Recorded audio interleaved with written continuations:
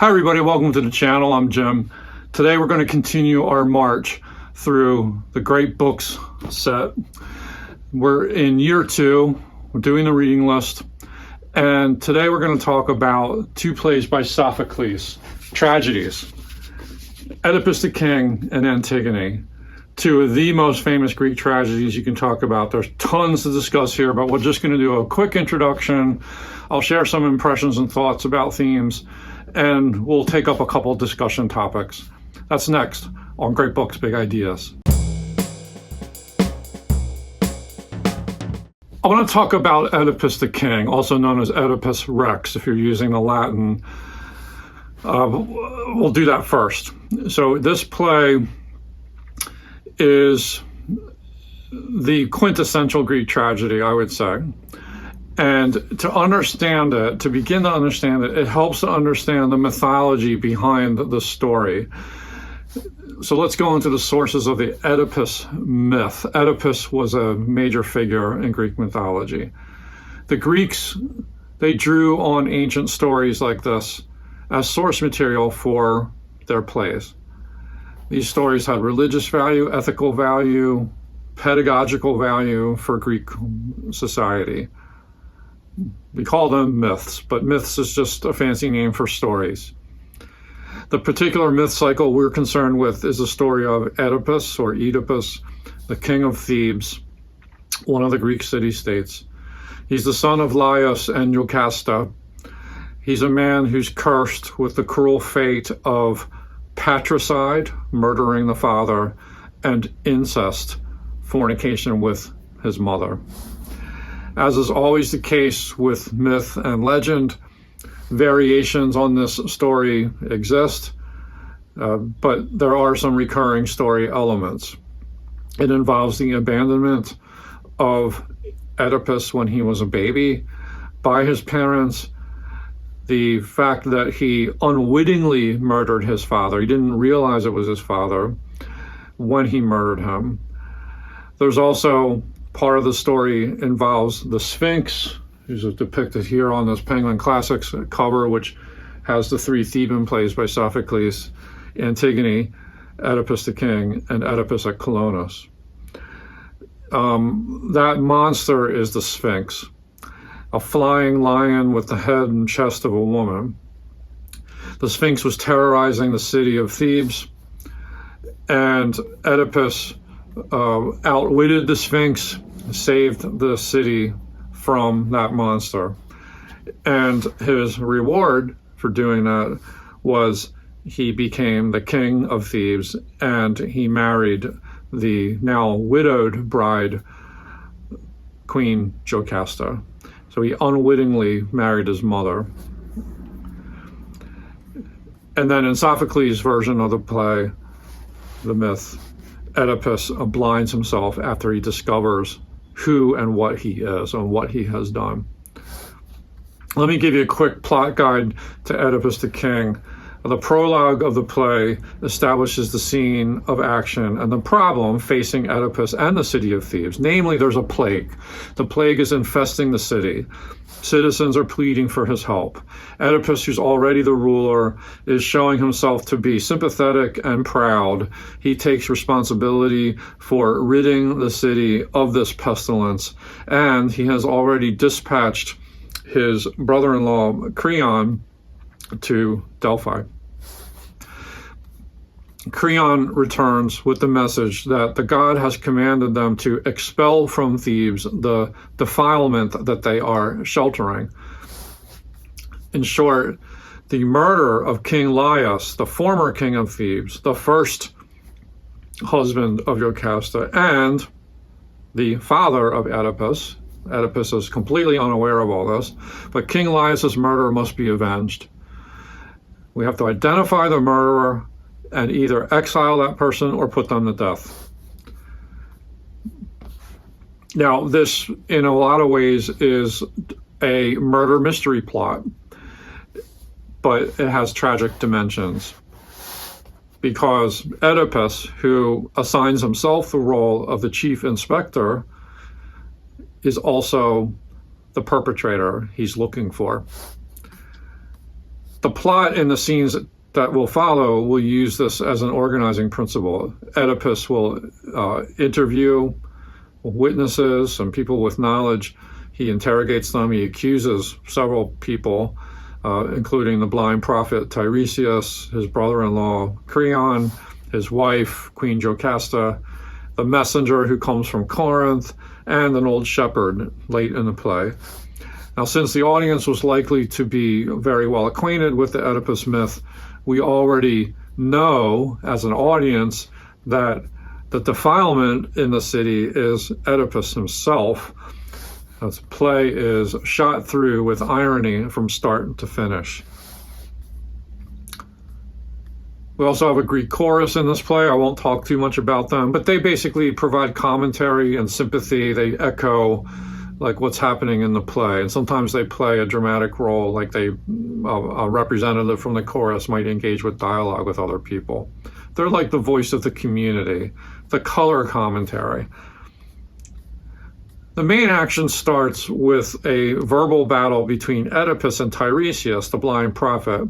Tiresias knows who Oedipus really is, but he's very reluctant to tell it for obvious reasons. Oedipus becomes enraged by the prophet's stubborn refusals, and he lashes out. He mocks Tiresias' prophetic abilities, and then when he finally succeeds in getting Tiresias to identify the murderer, he can't handle the truth and accuses him of being in league with Creon to overthrow him. So now we have a layer of political intrigue. Is this a conspiracy? Are they people trying to overthrow Oedipus? Well, so he just can't handle what Tiresias tells him. This reveals a lot about Oedipus's character. He's constantly thinking through problems and the consequences and the possibilities, the intrigues. He's distrustful of oracles. He's much more confident in his own powers, his own abilities. Yet at the same time, he feels threatened by the prophecies, and he's paranoid about this. He resorts to conspiracy theory because the thought that he would be the murderer of Laius is preposterous. Next scene is where Oedipus grills Creon, and he accuses Creon of plotting against him. Creon puts up a solid defense to all this. The conflict heightens, Oedipus rages, and Jocasta intercedes to diffuse the argument. And here we have a masterful plot twist. In order to allay Oedipus's concerns, Jocasta tells him not to put his trust in soothsayers and proceeds to then tell him a story of her baby and the oracle and the abandonment of the baby. The oracle said what came to be true was that this child would kill the father and marry the mother. So basically, how could Oedipus be the murderer when that son died in the wilderness? They left the baby out in the wilderness on Mount Katarin to die. And the father was murdered by a gang where three highways meet. So in this attempt to allay his fears, it actually ratchets up Oedipus's concerns. That small detail, the place where three roads meet, haunts Oedipus. It stuns him. And then he interrogates Jocasta for more details of the crime. And each detail confirms his own memory of an incident that he experienced where three roads met, where he killed a man. It's important to point out that at this point in the play, there's no need to think that Oedipus suspects that he's the son of Laius and Jocasta. He's only afraid that he himself is the murderer. And if so, that means he's going to have to exile himself from Thebes. So we have to find the sole witness of this murder. That person must be found and brought in for questioning to confirm all this. And then this gives Oedipus the opportunity to relate his side of the story, that he was raised in Corinth, the son of Polybus and Merope, and he heard the prophecy relating to his fate, that he would kill his father and marry his mother, and how to avoid that, prevent that from happening, he fled Corinth. He never came back, and how he then showed up at a place where three roads met, and he killed a small band of travelers. Basically, it was a road rage incident. You can see the threads converging now. This is the rising action phase of this play's plot. The tension's building. The irony is intense. And then as the play steamrolls towards its powerful climax, we are also stepping back in time to retell the story of Oedipus's origins. The next scene, Jocasta, who had in the previous scene flouted the oracles and their talk of fate and destiny and said, we've moved beyond all that. We don't need to care about that crap. She's now found to be appealing to the gods for help because she fears the truth. And then we have another plot twist. A messenger from Corinth shows up with news. It's bad news, good news. The bad news, the sad news is Oedipus's father, Polybus, back in Corinth, has died. It looks like Oedipus is off the hook. That's the good news. Oedipus is pleased because, see, I didn't kill Polybus. The prophecy was hogwash, right? But Oedipus keeps probing. He's still worried about the other half of the prophecy. What about Merope, my mother? I don't want to commit incest with her. And the messenger at this point reveals another tidbit that is crushing information. Namely, Polybus was not really his father, and Merope is not really his mother. They adopted you, Oedipus, and this messenger can vouch for it because he was the very man who took in a baby that had been left to die on the mountainside. He accepted that from another shepherd from Thebes who took pity on the child, handed it over to this messenger. He brought it back to Corinth. The noose is tightening. Jocasta by now has figured out the puzzle. She's desperate for Oedipus to cease his quest for the truth.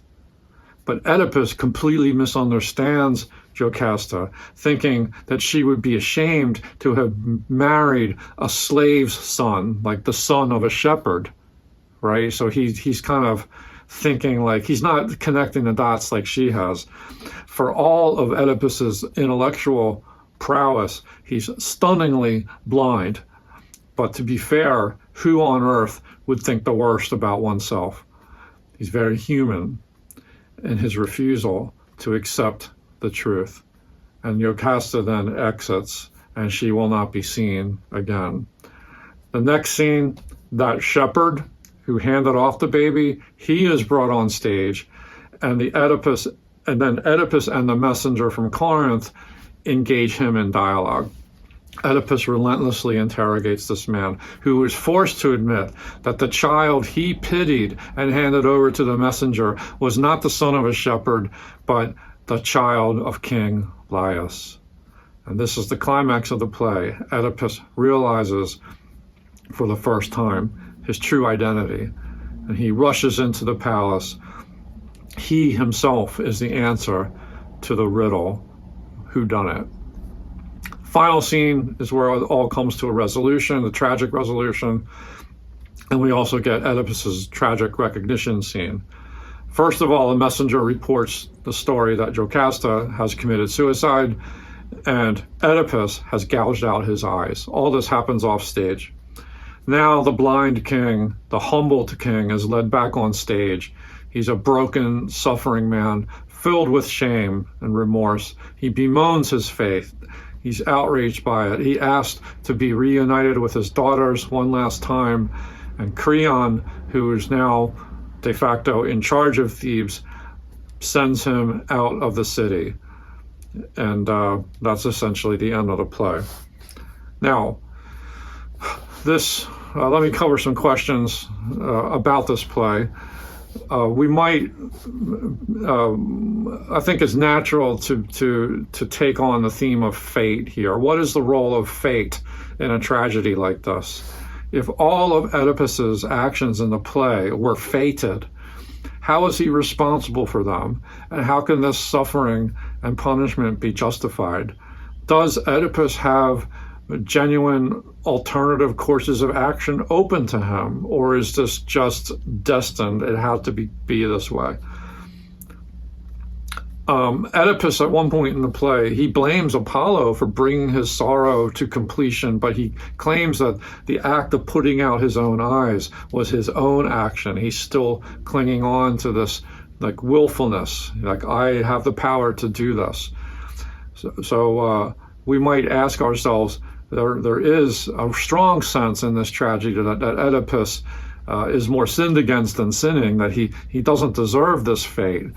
But what then is he responsible for? Here's another thing to think about. We've heard of the Oedipus complex in psychology. That comes from Sigmund Freud. That's a staple of 20th century psychoanalysis. And in this play, at one point, Jocasta dismisses Oedipus's spoken fears of sleeping with his mother, and she says something to the effect of boys dream all the time of sleeping with their mother. You shouldn't think anything of this. Don't worry about it. Well, the question is, to what extent is psychology today relevant or irrelevant to an understanding of this tragedy that was written some 2,500 years ago? Can we get mileage out of it the way Freud did? I think there you might think about how you have to interpret the play more on a symbolic level, that it's not like, Oedipus married Jocasta because it came with the territory. Like, he saved Thebes from the Sphinx. They crown him king. There's a queen who's widowed. It wasn't like there was any courtship or anything. He just, benefited from that. He didn't know he was marrying his mother. Consciously, he didn't want to marry Merope, his adopted mother, right? He did everything he could to avoid this fate, and yet he fulfilled it. So if you're interpreting the play literally, I don't think the Freudian analysis really holds up so well. But if you step back and you look at it more at an abstract symbolic level, the fact that he did marry his mother, maybe that's what Freud was thinking about, that you have to interpret the myth. It's more about the myth of the play, and that's the psychology of the myth, the logic of it, that he can't really escape this, the desire to kill the father figure, and to marry the mother. But make of it what you will. Also, at a point halfway through the play, Oedipus recognizes that he may well have been the murderer of Laius, but instead of stopping with that, he accelerates, he continues his quest to discover the truth. So in a sense, there's a plot shift where the murder mystery has been solved, but there's another mystery, and that mystery is, who am I? What am I? And that's what keeps him going. Is this an example of a tragic flaw in Oedipus, where he doesn't know when to stop asking questions? Was pride fueling that? He made his reputation based on his knowledge, his insight. He outwitted the Sphinx, right? But he doesn't know when to quit. Also, another discussion question is, thinking of it in terms of like a crime drama, is Oedipus guilty or innocent of this crime? It's a question that has been debated ever since the play was written, I'm sure. And it depends on how you look at the problem, how you answer that question. It's pretty well established that he did kill his father. Yes, he did marry his mother. Obviously, the answer is yes. He has not been framed for these crimes. There was no conspiracy. But did he do these horrible deeds knowingly? Was he aware of it? No. Does he accept responsibility for his actions anyway? He does. That's what makes him a tragic hero. He feels the full force of what he has done and the savage irony that it was his will that led him into the trap of destiny. And we sense that Oedipus has paradoxically brought this on himself and has stubbornly pursued the truth of his identity despite all warnings to back off. At the same time, we feel something terribly unfair has happened to Oedipus, who never wanted any of this to happen. He's been ensnared by forces beyond his control. We think we're in control, but we're really not. So on this theme of self-knowledge, was Oedipus wise or foolish in his determined quest to discover the truth of himself and his identity? He surely has reasons for pursuing the murderer because, Thebes is suffering from the plague and he wants to be the good king and solve the crime. He wants to protect his own kingship because that murderer might be out there and might come after him next. But there's something noble in his determination to pursue the truth beyond that. And he does not shy away from the task at hand. He's both wise and foolish, like pretty much every human being I know, including myself. Not as wise as he thinks he is at the beginning of the play, and he's a lot wiser at the end of the play, even though he is physically blinded and beleaguered. So this begs another question: to what extent are the gods in control of human affairs? Are we just puppets acting out a script, the strings being pulled by forces beyond our control? You could call them the gods, you could call them something else, using more modern terminology. Is Sophocles suggesting that human beings should not think of themselves as being free to determine their own destiny? The gods be damned? It's almost like we're cursed to think that we're free. Is the play a cautionary tale for those who would assume too much about the quest for human knowledge and human aspirations to be self-made human beings, to define ourselves? These are big questions with no easy answers. You can keep coming back to this play and cycling through it again and trying to answer it and seeing new things in it. It seems like Oedipus at the beginning of the play is the ultimate self-made man. He takes charge of his destiny. He attempts to outflank the oracle. He has left his homeland and overcomes the monstrous force of nature and the Sphinx through his own guile, his own human reasoning, his own cleverness, using the powers of his mind. He's trying to outwit fate. He's trying to outwit the Sphinx. All this has led to great success. He's king of Thebes. But the play undercuts all that. It undercuts this notion that we're in control of our destiny, that we are who we say we are. Oedipus thinks he knows who he is, but he doesn't really know who he is. But one of his most distinctive characteristics is the desire to know who he is. He wants that self-knowledge. He does not want to be blind. He wants to know his true identity, as tragic as it is. And I don't think this play is suggesting that we have no control over our actions at all, or that we're just puppets, automatons, playthings of the gods. The oracles, they stand back and tell you what's going to happen. They see the future. But they don't tell you how it's going to be executed.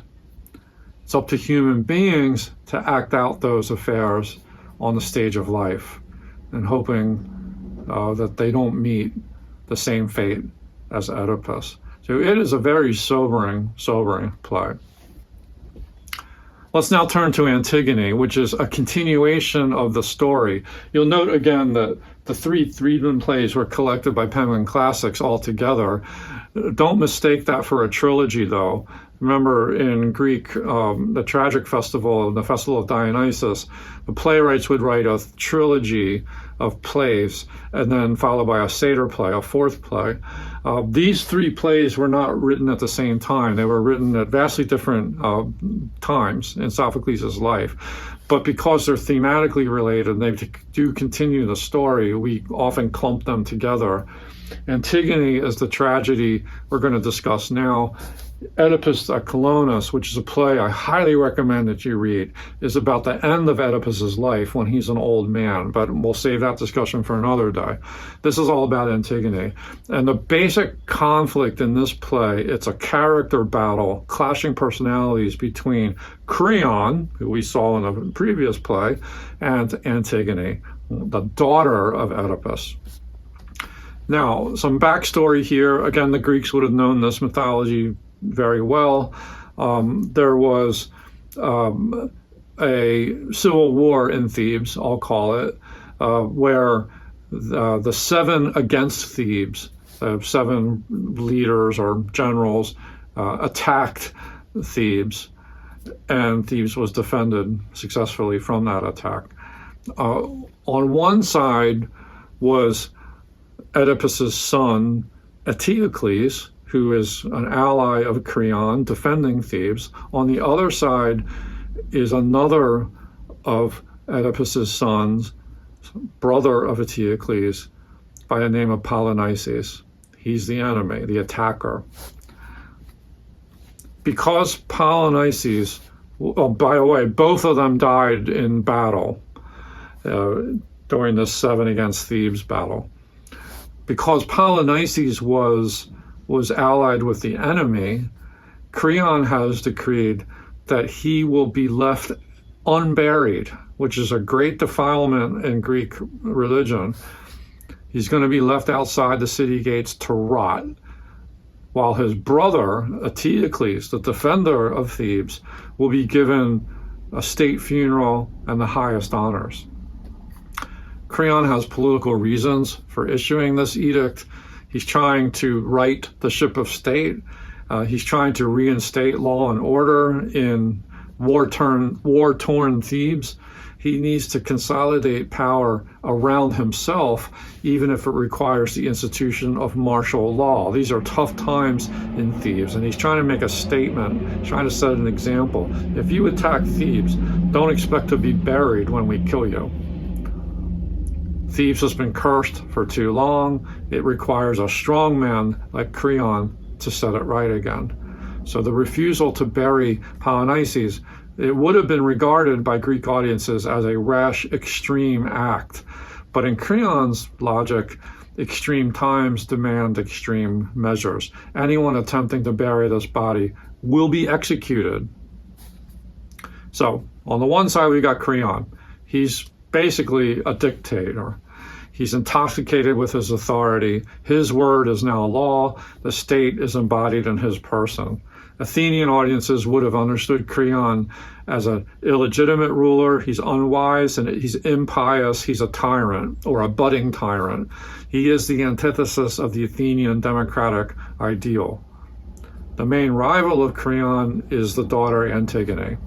She's Oedipus's daughter. She's also the fiancée of Creon's son, Haman. Yeah. Antigone, well, she's really strong-willed. She is a force to be reckoned with. She's yet another one of these glorious female characters from Greek literature. She has promised her brother Polynices that she will give him a proper burial if he dies on the battlefield, and she has no intentions of quitting just because Creon forbids it. Nothing can stop her from this task. So fundamentally, this play dramatizes the clash between one's duty to the state and one's loyalty to your family. Sophocles wants us to think about how far a citizen will bend following orders, even if it means denying close kinship bonds, your sisters, your brothers, your fathers, your sons. Antigone is willing to be martyred for this cause. She is loyal to her blood brother. And we also witness this inverted loyalty of Creon to the state, because he is loyal to the state, but he sacrifices his family in the process, as you're about to find out. So Antigone honors her broken family, really messed up family. Creon's family is broken by his honor to the state. The play's plot moves pretty swiftly and economically. When a play opens, Antigone is plotting to violate Creon's decree.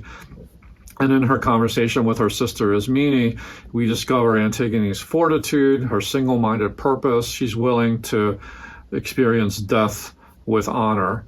The chorus of Theban senators chimes in, singing of the recent victory in battle and the wish for peace.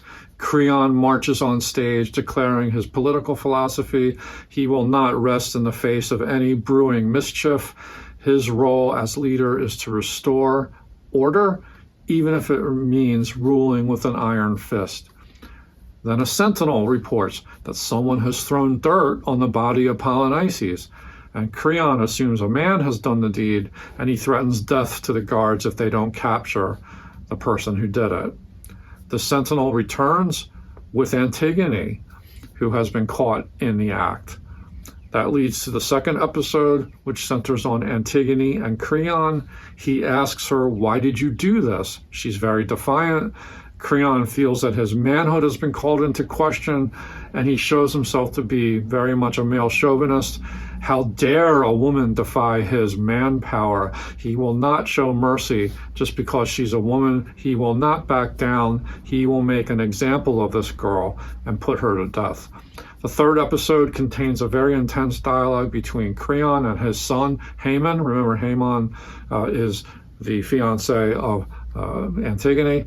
He approaches his father with great respect, but he wants to persuade him to change his mind. His plea is very sensible, it's rational, has the best interest of his father at heart and everyone else, and yet Creon turns a deaf ear to this appeal. In fact, he goes ballistic. The conversation devolves into a shouting match. It's bitter with generational conflict, and after this scene, Antigone comes on stage to deliver her farewell address to the chorus. She wears her punishment like a badge of honor. We have one final exchange before she leaves to be buried alive in a cave. It's not until Tiresias takes the stage, he shows up again in this play, that Creon will be swayed to change his mind. It doesn't happen instantly. Basically, Tiresias, the prophet, tells him that the altars have been defiled by the birds and the dogs who have feasted on Polynices' rotting corpse. The gods are frowning again on Thebes. Creon resists the advice of Tiresias until Tiresias then hurls a nasty prophecy at him that his child will pay the price for this unjust death sentence. Finally, Creon relents, but it's too late. Antigone has hung herself. Haemon discovers the body, spits in his father's face, draws a sword, and attacks his father, who runs away, whereupon Haemon kills himself. And on hearing the news of all this, Creon's wife, Eurydice, she silently goes to her room and kills herself too. Yeah, it's a tragedy. Let's take up some questions about this play. One question is this: in what cases is civil disobedience acceptable? So when Antigone goes to bury that body or heap dirt on it, she's committing an act of civil disobedience. She's defying the law. Are there instances when the right thing to do is to defy authority, to break the rules, to disobey? Now, lest we think that Antigone is just the pure, righteous, and courageous heroine of this drama, we should remind ourselves that she too is a tragic figure. She's got some flaws that make her tragic. Creon's flaw was excessive authority, obstinance. Antigone's flaws can be found in the chorus's observation that her self-sufficiency has been her undoing. Her error has been self-righteousness. She's so sure that she's right that she cuts herself off from human contact, from her sister, from her fiance, from the city of Thebes. She's left alone, and she's leaning away from the world of the living towards the world of the dead. She becomes a law unto herself. By the end of the play, Creon has proved to be amenable to reason. He does change his mind. It's too late, but he does change his mind. Antigone never changes her mind. She never is open to deliberation. She knows she's right. She's going to do this no matter what the consequences are. She's pretty confident, maybe overconfident. Now, while most of us would probably take her side in this argument, she does fail to recognize that there are other options open to her. Maybe if she allied herself with Ismene, her sister, and Haemon, her fiance, and Tiresias, the blind prophet, they could collectively persuade Creon to relent. And thus, she would save her own life, she would save her marriage, she would save Haemon's life, and her brother would get buried. And the lifeline would continue. But because she's so certain of her mission, she's so self-righteous, she is guaranteeing a tragic outcome. She never really doubts herself, and because of this, she never hesitates and loses the opportunity of being rescued. She just goes willingly into that cave, bring it on, and rescue is out of the question. So each character here represents an extreme, the opposite poles repelling one another. Antigone represents the commitment to blood ties, the call of family, personal conscience. She cares very little for the laws of the state, and she appeals to a higher law, namely the gods, divine law, tradition, family bonds, which says that the dead must be given a proper burial, no matter who it is. Creon, on the other hand, he's the man of politics, the representative of state power. He's got political reasons for refusing to bury Polynices. As I said before, he wants to send a message. You better not think about fomenting any more trouble. This could happen to you. But he's inhumane. He shows a disrespect for the gods. He's usurping his power over the dead. That's not really his job to make decisions about that. He's taken the lawmaking into his own hands. He's a tyrant. His word becomes law. That's also a problem. He's overreaching, and he pays the price for it. So there's no turning back when you have characters as opposed and as extreme as this. Creon refuses to listen to his son's appeals, even if his adherence to the letter of the law means the destruction of his own family, which ultimately destabilizes the state. For the state, after all, is composed of families. Antigone's self-righteousness and stubbornness, that leads her to sacrifice her life for her family. Pretty much she has a death wish. And it means ostracizing herself from her community, from her family, the family that remains, Ismene, her sister, and Haemon, her future husband. These opposing forces are just locked in a death grip throughout the play. And as I said before, when Creon finally comes to his senses, it's too late, and the dominoes fall. There's lots of other conflicts you could discuss with this play.